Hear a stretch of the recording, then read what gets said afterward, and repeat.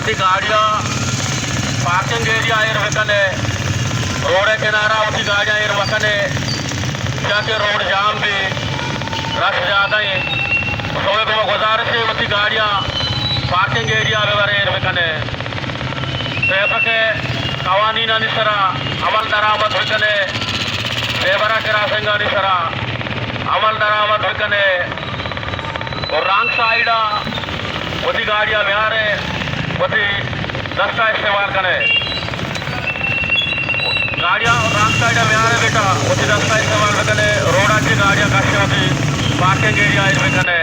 Traffic कवानीन अनुसरा अमल दरामद करें। मज़ीद दिलचस्प मालूमात और ख़बरों से आगाह होने के लिए Gedrosia point Facebook page, Instagram, Twitter को फॉलो और यूट्यूब चैनल को सब्सक्राइब करें। बेल आइकॉन बटन दबाना ना भूलें ताकि मकरान समेत बलूचिस्तान की खबरों से जुड़े रहें।